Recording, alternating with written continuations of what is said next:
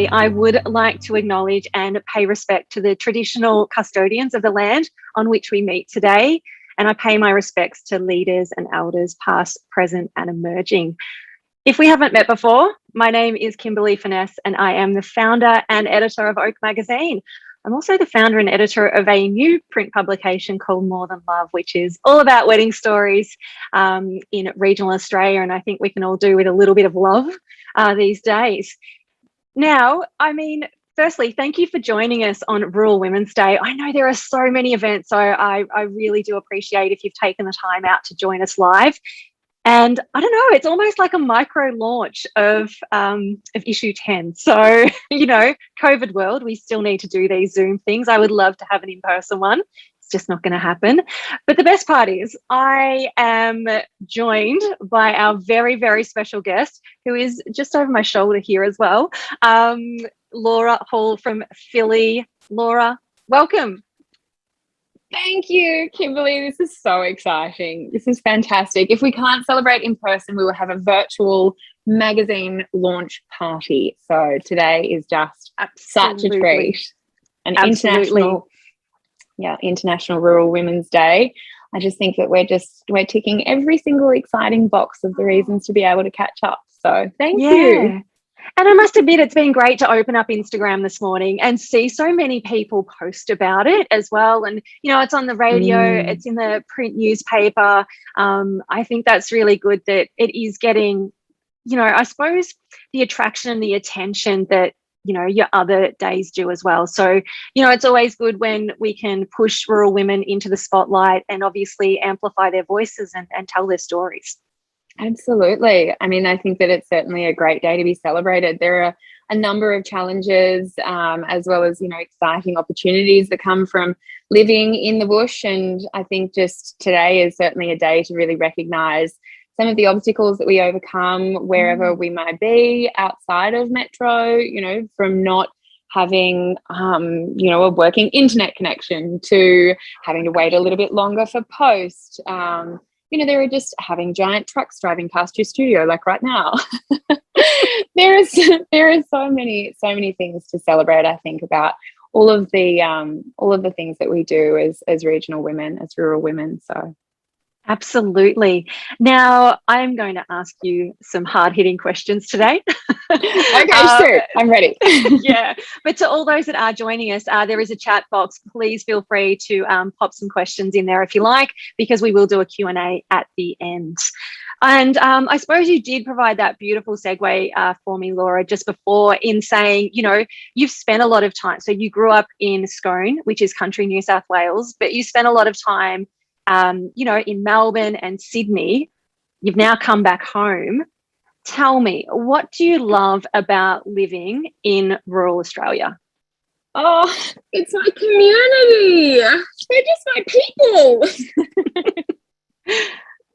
And I suppose some people wouldn't understand that, would they? But when you come from the country, I think you have something that just a little bit special about yourself. Would you agree? Absolutely. I think there's almost there's a way that you communicate or the way that you engage or hold a conversation, and there's just that connection that we feel as people with the other people that we interact with or meet with. And I think that sometimes I've found myself in Sydney or through school, like in Melbourne, and people will say, "You're not from here, are you? Like, where are you from?" And it's a bush thing. So. Absolutely. Oh my gosh. I think we've all heard that if we've lived in the city, for sure.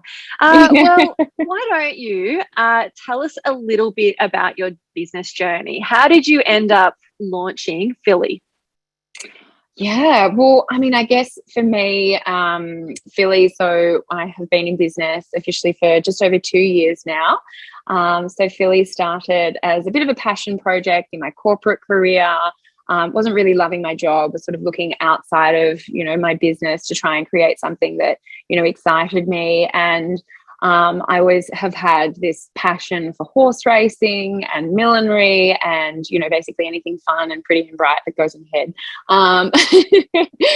So I sort of started playing around a couple of years ago. It was a bit of a side hustle making racing pieces. And when I sort of put that down to focus on my corporate career, I came to, I guess, a bit of a junction in my life and at the end of my 20s, and sort of sat there and said, okay, I'm not so excited about what I'm doing in work anymore. So I left my corporate job and I went and became a nanny.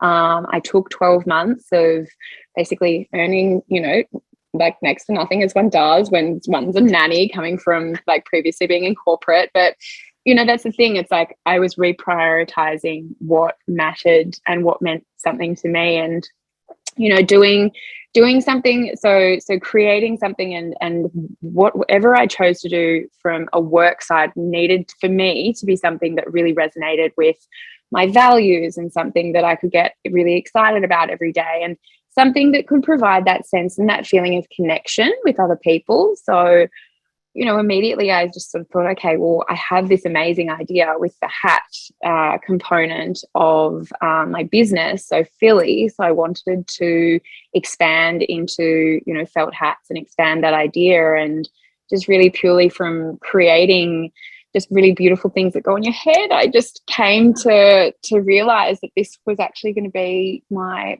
full-time thing, and Phylli was going to be a permanent vocation. So sort of how it started, I guess. Yeah. And I mean, we can see those wall of hats behind you and they're divine. I think the hard thing is I actually can't pick a favorite. I think that's what makes it it's incredibly great for yourself that you can make such amazing products. But for me, I'm like, well, there's not a standout. They're all amazing. I couldn't choose. I have a trick though. There is a trick. And actually, so Kimberley, for you, what I would recommend, and for anyone else listening who might be in the same position, go with the first one that catches your eye. The first hat that catches your eye, the first one, like if you are looking through the website and you're like, oh my gosh, that hat, and it could be pink, it could be blue, it could be beige, whatever it is, like you need to say, okay, scrap the is it practical? Because as a hat, like it already from a functional perspective is going to be practical, and they're designed and made to give you good coverage from the sun. They're durable, that's why they're felt, or made from, beautiful, long lasting, Panama. But you just have to go with what makes your heart sing. So don't think too hard. It's the blue. Oh. That's what, yeah. No, the one above. It's the one above it. Yeah. The cyan. Yeah. Yes. And I'm always like, oh, it's colour. Should I go for a neutral? But it's just delicious. I love it. I love colour. In arm's reach for you and for me. Yes. Yeah. Now you do have a bit of a personal story behind the reason why you started your business as well. And I mean, that storytelling really does come through. So do you want to tell me about the personal connection that you have with hats? Absolutely. Well, so for me, I had just launched my business in September 2019. And yeah, I think I'd been in business for maybe 3 months, and I'd returned home for Christmas, and I was sitting there watching John Wayne movies because he'd got the box. My dad had got the box set for Christmas. So Dad and I were sitting there watching them, and we're all sort of drifting in and out on the day, just taking, a bit of a look and an idea. And I sort of stopped and, got talking with Dad about these ridiculous hats that everyone was wearing. And like the more you sort of sat there and the more you acknowledged these hats that each character was wearing, you realized exactly how much they told the story of that character. Like you could look at a hat and say, okay, I already have this like preconceived idea of like what character this plays. Like look at the journey that they go on. Like it tells a story. And for me, like that storytelling piece in itself is something that really resonated with me. And I was sort of sitting there chatting to Dad, and I was like, Dad, these are the kind of hats that I want to make. Like I want to create something that people can see and connect with, but that tells a story, but not only tells just any story, their own story, maybe the story of loved ones from the past. They might do like a branding detail of a loved one's initial, or it might be something that they then hand down in generations to come. But I think that one of the wonderful things about a story, about hats, is that they do tell a story, and they start conversations as well. So they start new stories for people too.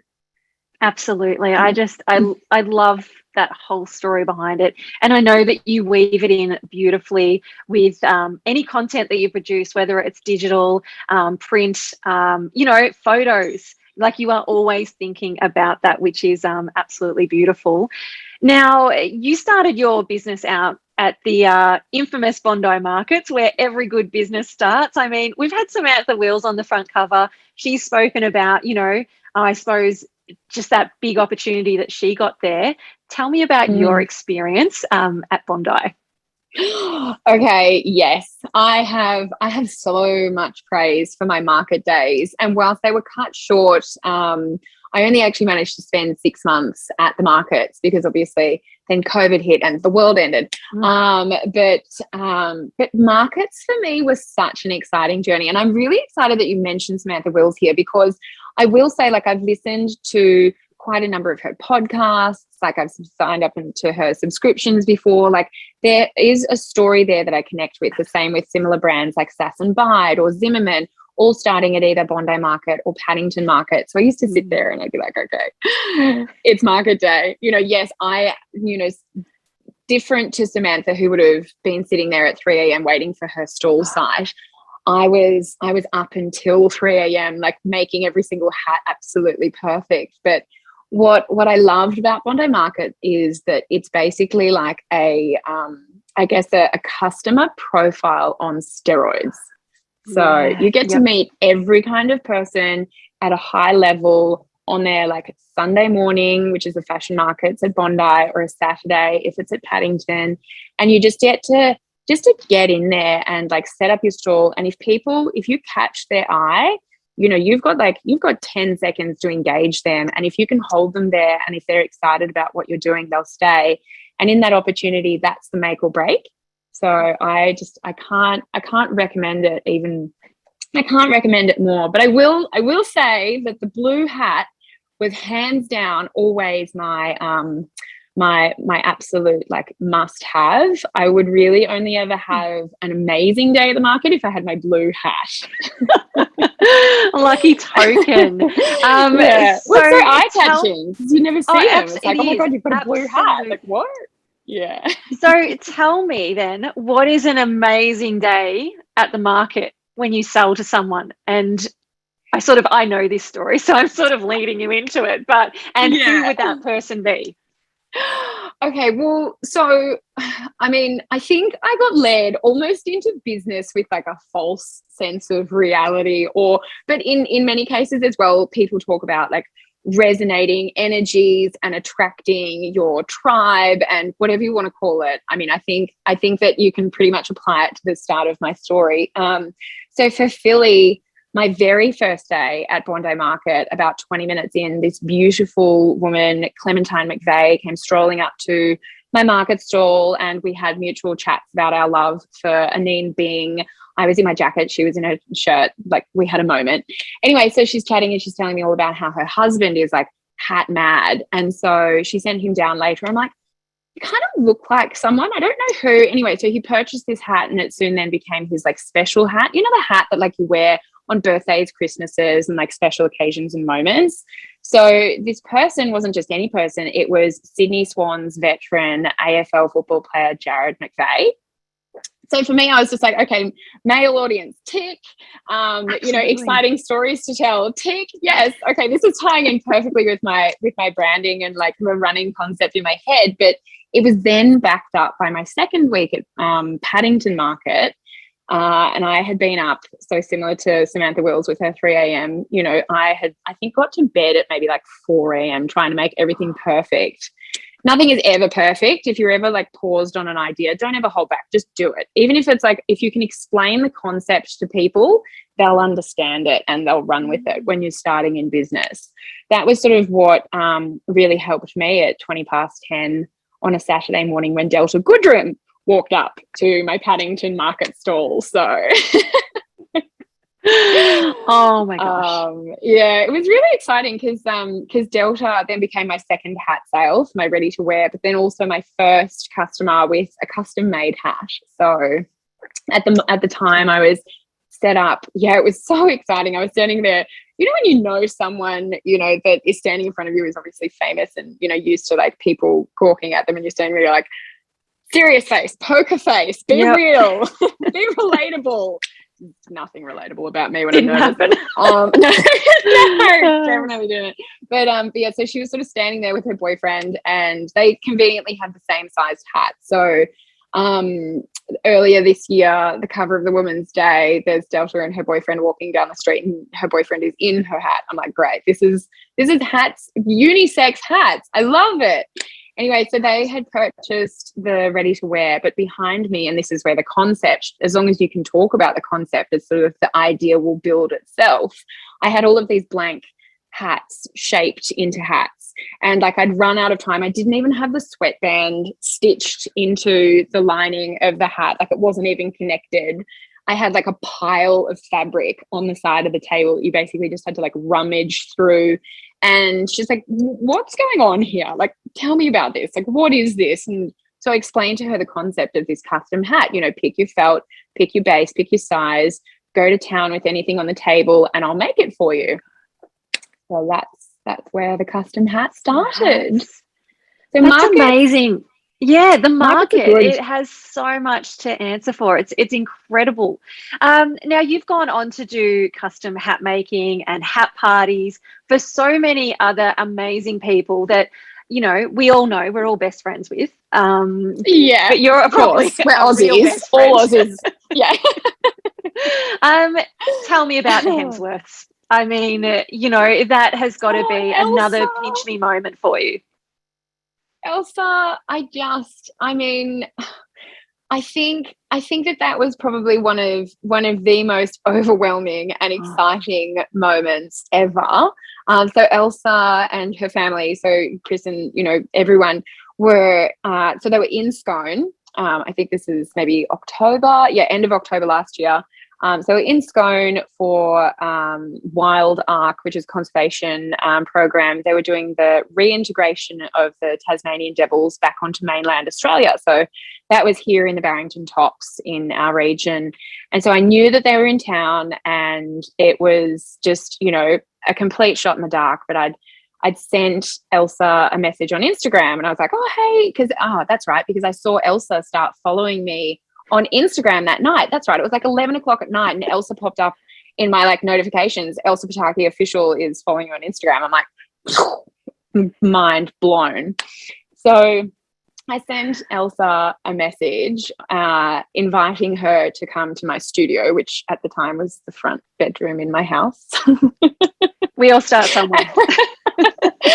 I made it. I swear in this like message, I must have made it sound like way fancier than what it was. But I was like, please come to my studio and I'll make you a custom hat. And so midday the following day, there's like this wall of women. There's Elsa, you know, her sister-in-law, her friends, you know, mutual friend from the area, just like walking in this like charging like 1,000 miles an hour with excitement, like down my driveway, which PS wasn't even mown. Like all the grass is like overgrown. It was one of those like, oh God, please don't look at the grass kind of moments. Concentrating on things that don't matter, typical. But yeah, and so in the space of 20 minutes, the girls all like came into my house, like whizzed round the front room, tried on every single hat in there. Each one walked out in their very own hat, in their size, in their style, and just like that, they were gone. Wow. It'll just be like, did this really happen? Yeah, but in this moment, and this is where if you pitch a concept and you really believe in it and you can communicate the idea, whether it's a thing or not, you know, if it's exciting and it's relatable, people will connect with it. And so for me, this was the hat party concept. So at the time of when the girls were there, I said, you know, if you'd ever love me to come up to Byron, I would love to be able to, you know, do a hat party for you. And they all kind of looked at me and went, a what? So this hat party concept I had launched in an art gallery in Double Bay, the Clare Gallery, in March earlier that year. the week, coincidentally, that the world ended. So that was in March. And then I think I delivered another hat party to maybe half a dozen girls at home in between like the sort of lockdown thing when we were all navigating it. And then here I am sitting here pitching this idea to Elsa, to, you know, Byron Bay, like beloved celeb, you know, Elsa, and saying, just, you know, let me come to your house and I'll make you a party if you want. And sure enough, it's an idea that stuck. We did. We've done 2 now, and it's been such an exciting ride. That's great. How do you leverage this type of exposure? Like, what sort of impact does it have on your business? Is it immediate? Is it long term? Like, what does it all look like? I just, you know, Chris and Elsa haven't really asked to be an Oak or anything like that. So, you know, can't relate at the moment.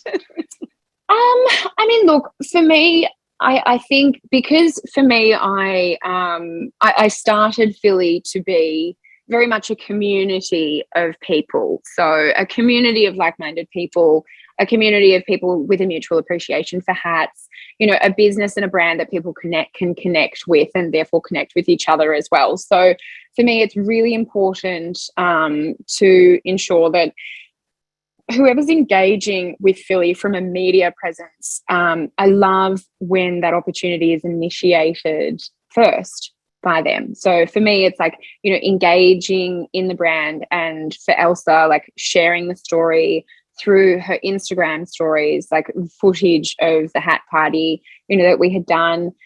Delta, her PA Joe, had sent me images to be able to use that she'd been sharing through her socials, like of her hat. Yeah. It's that engagement, that two-way street, that mutual connection. So for me, it's just a case of asking for that support. I think that it's where that sort of the platform from a social media side, when you have that genuine connection and interaction from a brand and a celebrity, really helps. So it's that genuine and authentic connection that I think that we're all looking for in our daily lives. And if you can find a way to do that through social media, whether it be in a media content or, you know, community of people, whether you're in the bush or at the beach or in the city, people who are wearing their hats every day, or if you are someone exciting like Elsa or Delta, to be able to have that content reshare and build that community vibe, I think that's where we all get excited about being a part of it. Absolutely. Yeah. Now we're speaking about community, and you've just moved back to your home community. Can you tell me about some advantages of moving back home to Scone compared to, you know, living in Sydney and Melbourne?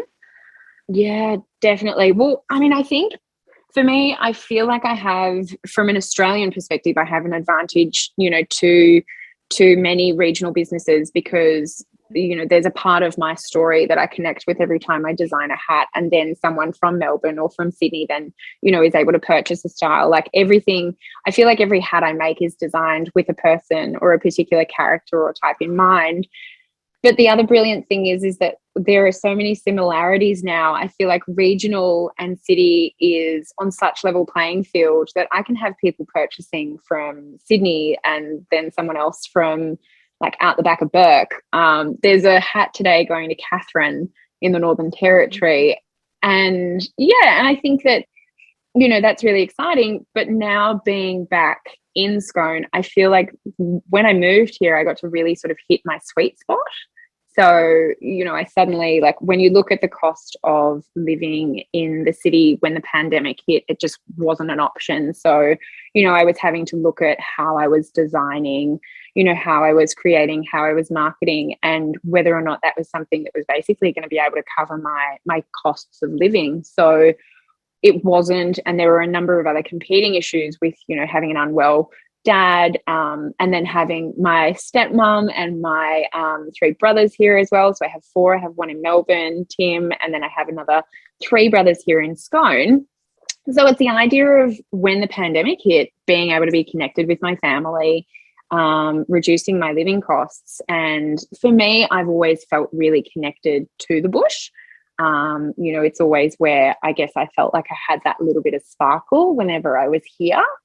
So the feeling when I moved back here was that I feel like I kind of really like I found my own. I felt like I had the time to really explore my creativity from a business side, but I got to really connect with what I had identified when I was nannying, you know, with what was important to me, with, you know, my family. I got to spend that time with my family. And I think that when you sort of have that, like, no one ever has that perfect balance, but when you can be sitting in what you'd probably, for me, call my most authentic self, I think that that is what living regionally really allowed for me to do. It allowed me the time to connect and the time to create and the time just to really connect with a community as well. So, yeah. Beautiful.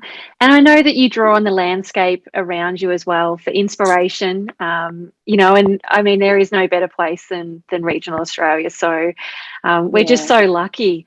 What I would love to know is what you've brought from corporate. So I'm a big believer of transferable skills. There's got to be something that you can take from every job and apply it to the next, or at least leave a job and go, no, that wasn't a waste of time. Look what I've learned.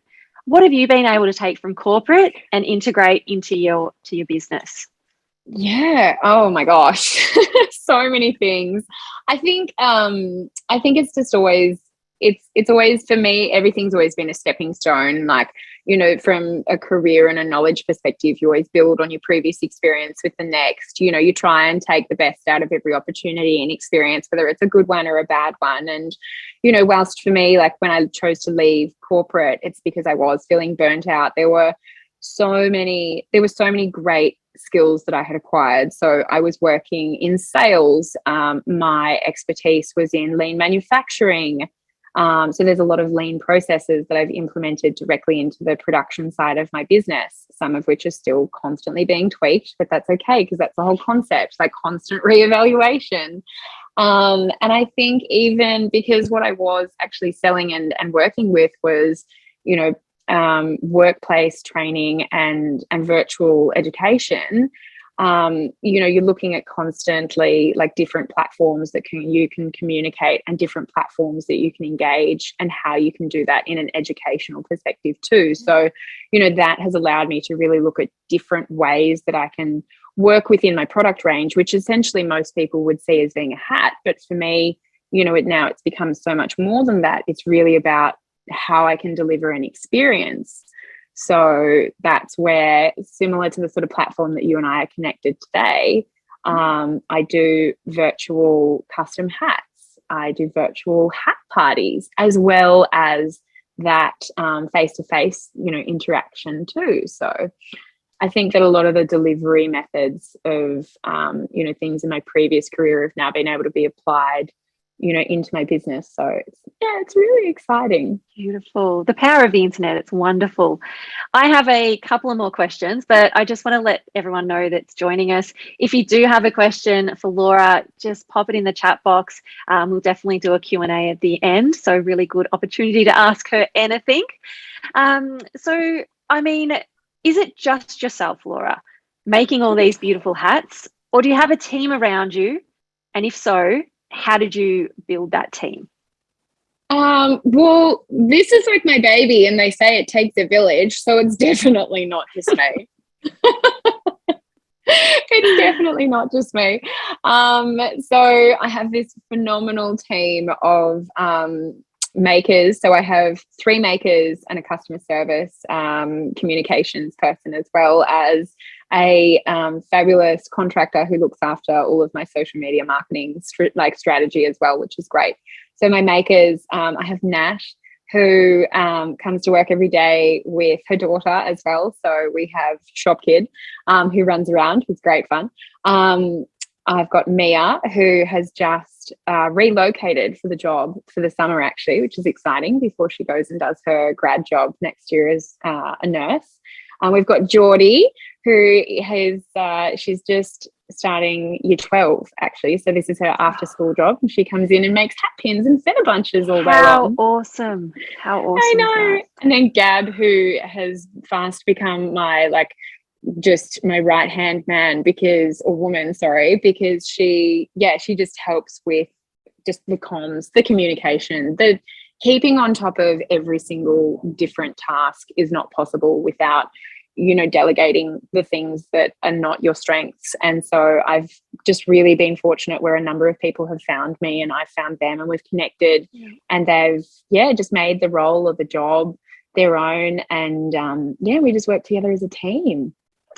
And you're supporting employment opportunities for your hometown as well. Like the fact that you have a year 12 student being able to come in and experience this and have you as a role model, Laura, like that is incredible. And I mean, I'd love to check in with her, a couple of years down the track and, and see where she goes, because she has someone that's really confident, obviously very talented and can model off that. So what an incredible opportunity for it.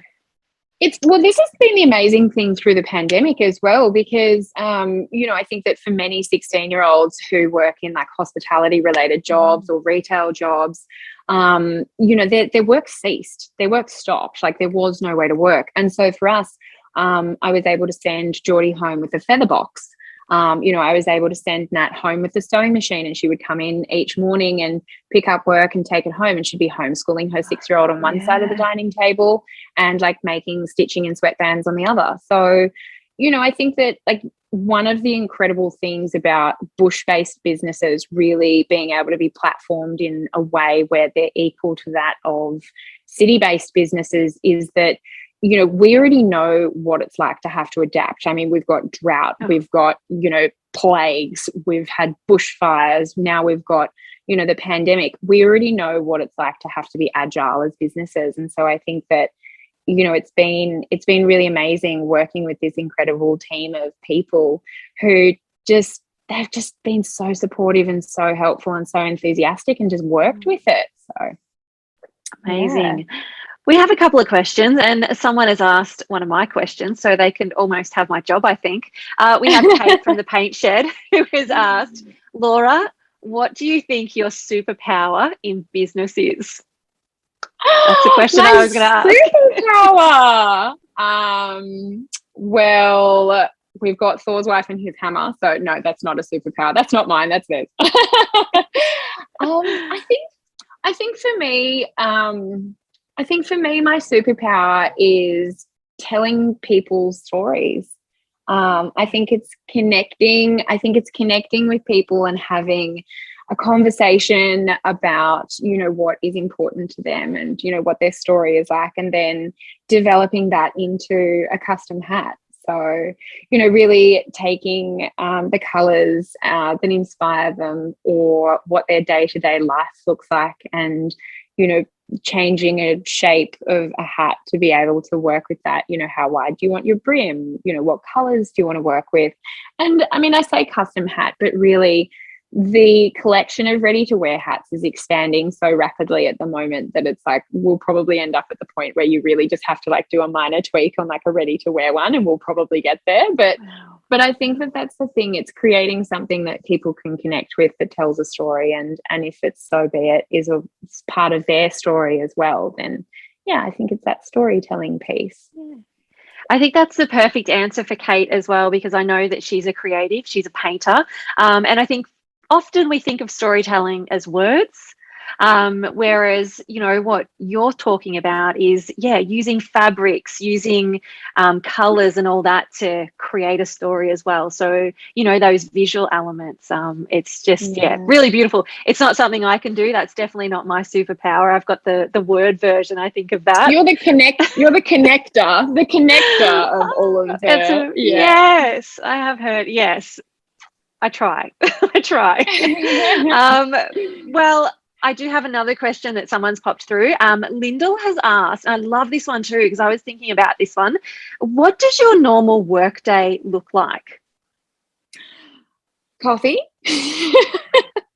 No, really, always. I think everybody kind of has a giggle whenever I get in here and they're like, okay, so what are we going to do today? I'm like, we're going to go and get coffee. Perfect. I honestly, I think that sometimes, like, when you just sort of start with, just like a coffee and a debrief and like a chat, there's like, it becomes so much more relaxed and like, okay, what are we going to do today? So being able to connect and relax and or like share a cup of coffee or a cup of tea or something. I think that's a great way that our day starts. And when it comes to like the different ways that obviously people engage in the business throughout a day, you know, Nat would have school pickup, so she would be here in the morning and throughout the early afternoon. Mia would be here throughout the entire day. Geordie would come in after school. We've got Gab and, you know, all of our social team, all either by virtual chat or by phone or in store. So in that, I might have custom hat appointments booked. I could have Zoom meetings. Could be madly running and doing a post run, or like maybe I might have been up until 2 a.m. on the phone to a supplier in New York. So maybe I'm the one that's late. But I think it's just it honestly is a constant just flow of just people and energy.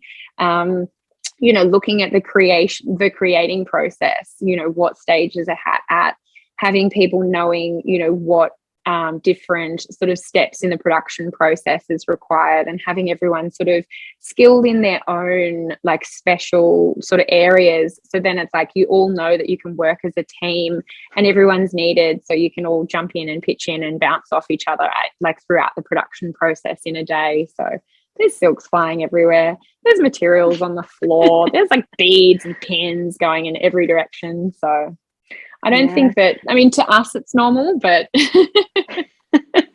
I totally agree with starting your day like that, especially in a team environment.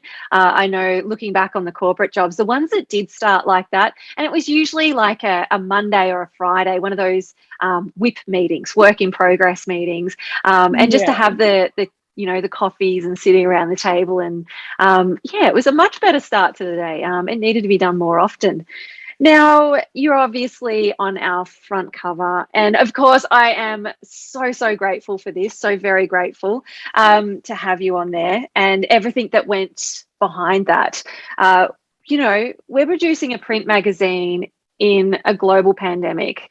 Any other day it's hard, but throw in COVID and it is so tricky. And what I found just personally was just the lockdowns. Like, I'm used to dealing with it in Vic. We've been able to, you know, work around that, you know, and usually New South Wales have been okay. So we've sort of, you know, focused there.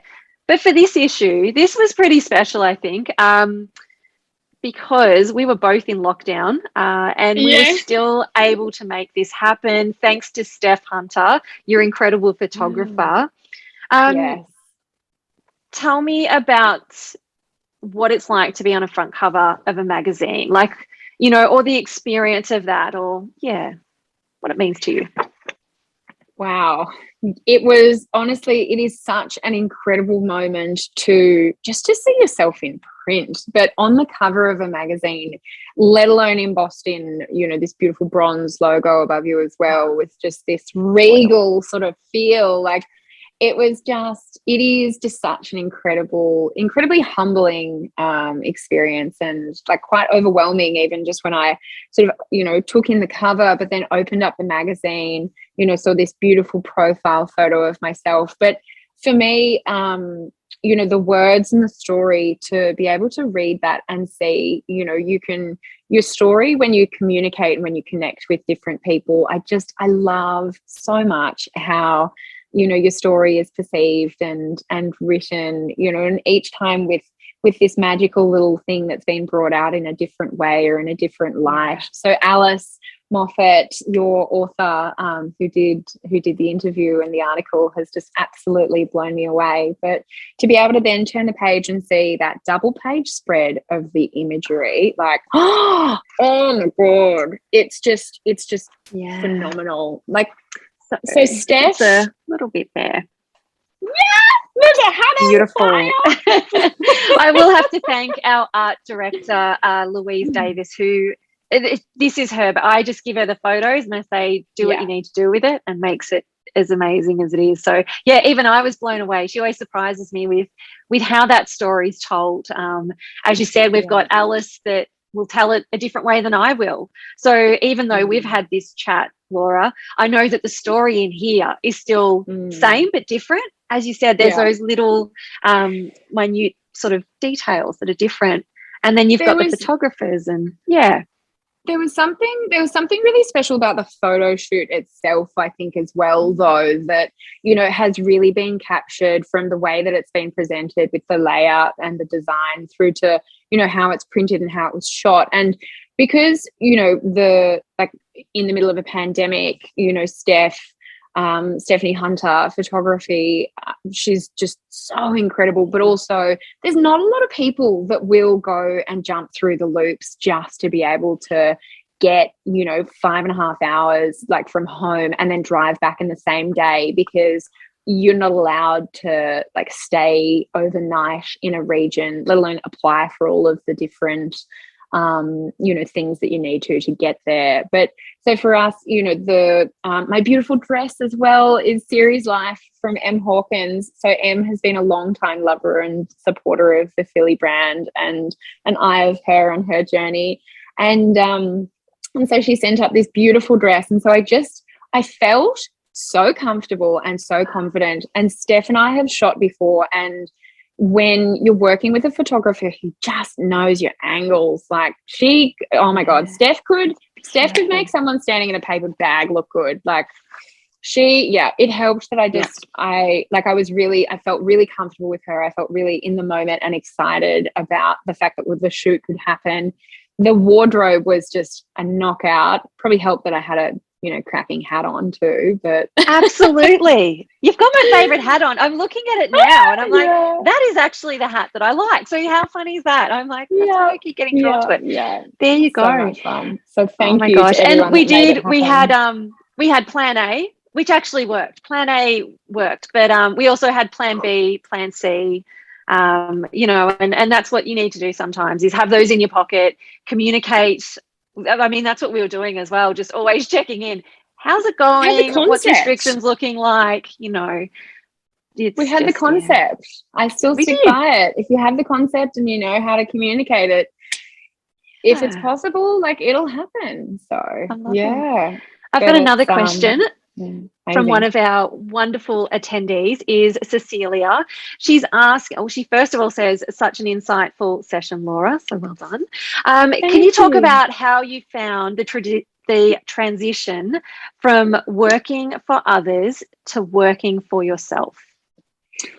Oh, okay. This is probably, this is a really good question. So for me, strengths and weaknesses, I've always worked in a remote sales role. Yeah. So that has probably helped in a sense in terms of needing to self-motivate. You are responsible for your own KPIs. There's no one, clocking you on at 9 and clocking you off at 5. So, so the transition hasn't been that jolting for you as such then? Well, no, yes and no. I think that from a structure of a day and a motivation side, I think that background of working in a satellite capacity has really helped. But I think as well, when it comes to how you prioritize tasks in a day, and we as business owners, we wear many hats. As small business owners, we wear a lot of them. I think that you just have to not stress necessarily about the task list, that like phenomenal, almighty, like constantly growing list of things that's like staring you in the face at 2 a.m. when you wake up in the middle of the night and you go, oh God, there's so much to do. Honestly, it's just about prioritizing what is the most important at the time. Like if the walls are on fire, put out the walls. If the chair's on fire, but it's only like moderately smoldering, don't worry about the chair. The chair can stay there until it's like ablaze. Does that maybe make sense? It's like, absolutely. Yeah. My house is on fire. Calling help. Delegate. Oh my gosh. And I think that's the thing. So for me, I found I just sometimes want to handball decisions. I have such decision fatigue some days, especially when you're in the mag. I would just love to handball to another CEO and say, hey, can you deal with this? I just want to do the creative stuff today. I just want to do the fun stuff. What I probably even like on that sort of communication, sort of piece as well, It's sort of like it's a chicken and the egg. It's a chicken and an egg scenario, I think, when you've got a small business that if you're like me and you're bootstrapping it. So like I didn't start Phylli with funding or with like this giant corporate bank account, savings account. Like I burnt through that when I was nannying, let's face it. For me, it's like every hat then paid for the next hat. So you look to the growth of your business to indicate like the growth levels as certain trigger points to then take next operational steps in your business. So for me, it's like as my business grew, as like the publicity grew, as different connections and networks expanded, I took that as an opportunity to then put operational like steps in place in the business. So it's like engage potential contractors, talk to people who would be interested in staffing opportunities. And I think for me, and I haven't mentioned it yet, but, I think that this is a really big one for the Buy from the Bush network. The platform has been like just phenomenal for me to connect with like-minded individuals, and just to really look at from a business model side and from a I guess a networking side as well. Like there's so many different ways that you can reach out and connect to other people in a like-minded position or a similar position, people that you might see something like they're growing at a similar pace, suppliers, contractors, like there's a whole network of people there that you otherwise would have previously, before its inception and before we really got to the point now where we're in, where I think that regional, rural and city are kind of on more of a level playing field. We used to have to go to the city to get all of that, and we don't now. So I think that it's really a case of like, when it comes to like how you sort of run your business and how you work, within your business, it's looking at people within your network that can help or guide. And if you don't have that network, looking for existing networks that you could then join and be a part of. And so for me, that was the Buy from the Bush network. So I definitely, like, I'm very, very grateful for a lot of my support people that have come from that. So. Wow. If I didn't have to look and concentrate, Laura, I would have just been like this the whole time. Yep, writing down, like step. It's okay. We're recording. We're recording. Yeah, we're recording. This, right? I can listen to this later. Yeah. Okay, cool. Brilliant. Okay, cool. Yeah. Now I've only got 10 minutes. So I've actually only got a couple of questions. So if anyone has any others, again, this is your opportunity to ask Laura personally. Of course, you could always send a DM, but I want to know what's Another next. Stay hydrated. Oh, absolutely. I've got my beautiful Ashley Morales ceramic mug, which she hand makes. She's been in oak. They're beautiful. Her drops sell out in like 30 minutes. It's ridiculous. I keep missing out. So sidetrack there. What's next for Phylli? I mean, you've got Christmas coming up. Do you have plans for that, or is there something big that you are just going to release next year? Oh my God, so much. It's so exciting. There's just so many exciting things happening. This won't be my only magazine cover this year. Oh my gosh, that is so exciting. That's all I can say. Oh my gosh. See, it's opened the floodgates. You do one and then before you know it, everyone wants you on their front cover. Well, it won't be me per se. It will be one of my hats. And yes, it will be very exciting. So stay tuned. But I guess coming into the Christmas season, some of the big things. So virtual hat parties are coming up. So corporate gifting is a big thing for an existing client. Google, as you do. So one of the Google managers also in October last year reached out and said, hey, my wife found your business through Buy from the Bush. I can see that you do custom hat parties, but could you do them virtually? So in this like email and then phone call interaction with this manager, whose literally wife had just like put me forward as, oh, what about this, honey? Like the virtual custom hat party, the virtual hat party was made. So we delivered 40 participants, like group virtual hat parties. We had 6 people tuned in, all assembling their custom made hat in a 2.5-hour guided workshop. And then this year, I think we've got about 120 penciled in. Oh my gosh. Wow. Yeah. Wow. There you go, join So, Google. yeah. one of my American customers who met me at Bondi Markets about 3 weeks after I started eloped in the Christmas of 2019 and wore her Phylli hat in pumpkin. It was in orange. It was fantastic. And then for her actual wedding, she then made a peach version of a hat for her actual wedding. So she's worn Phylli in both of her weddings now.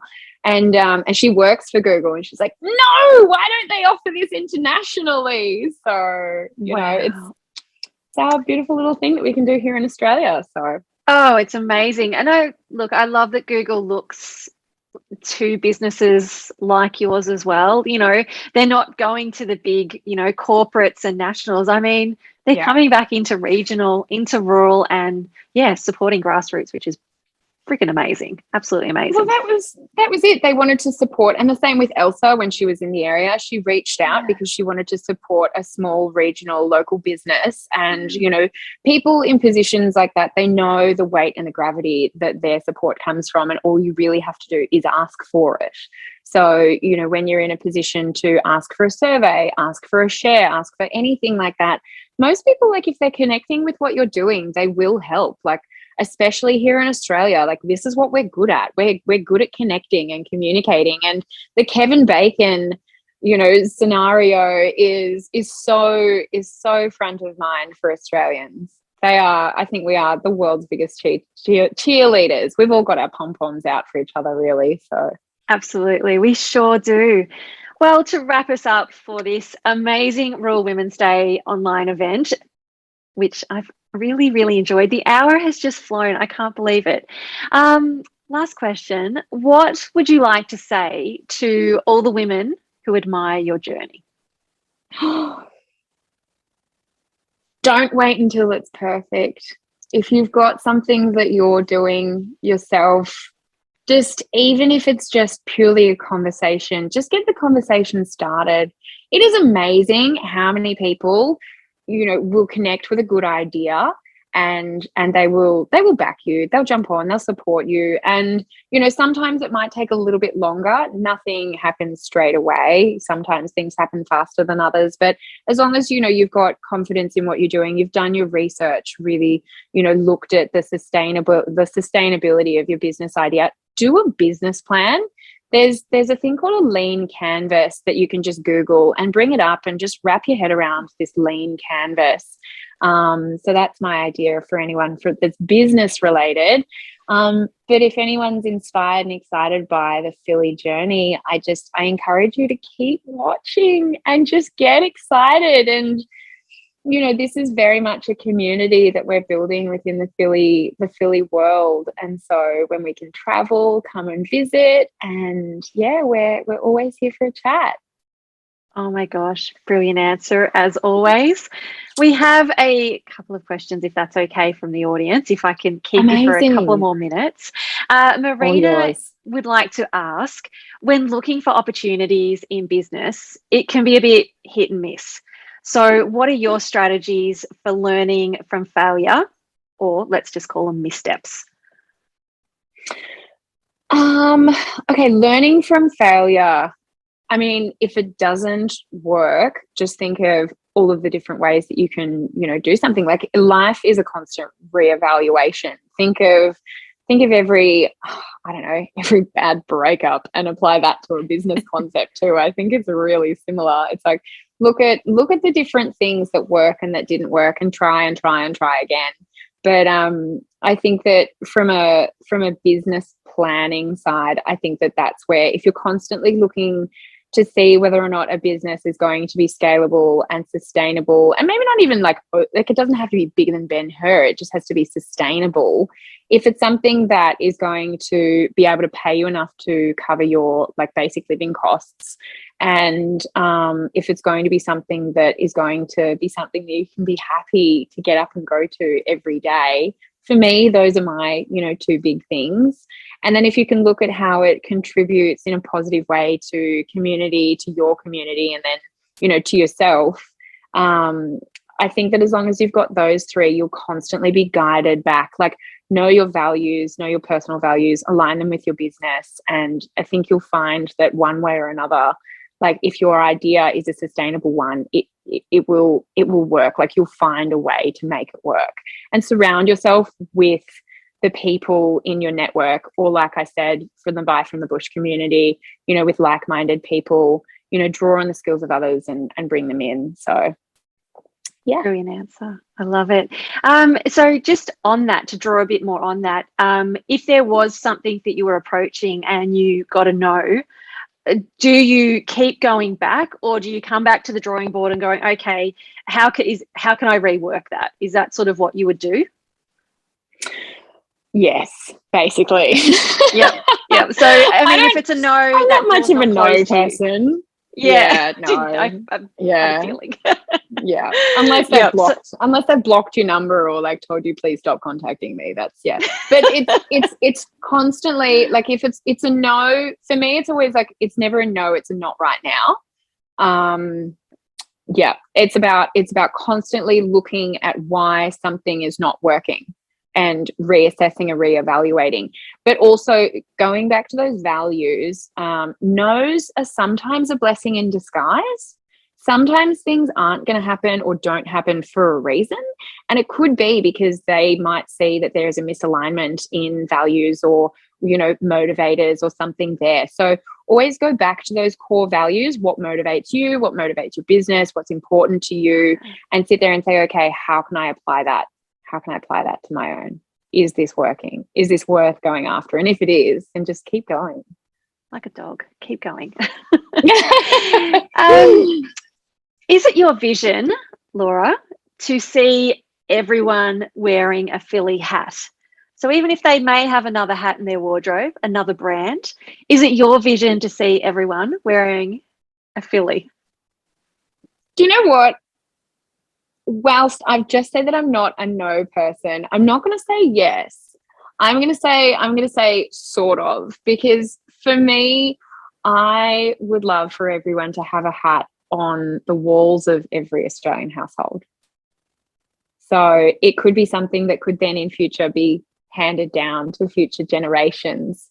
It could be shared between loved ones, like Delta and Matt. Here you go. You know, yes, obviously anyone loves seeing their product in the wild. I love seeing Phylli in the wild, and to imagine every Australian in a Phylli hat is just divine, but it may not always be at the same time. It could be something that, you know, is spread out over generations to come. So thank you, Laura. I'm sure we'll speak again.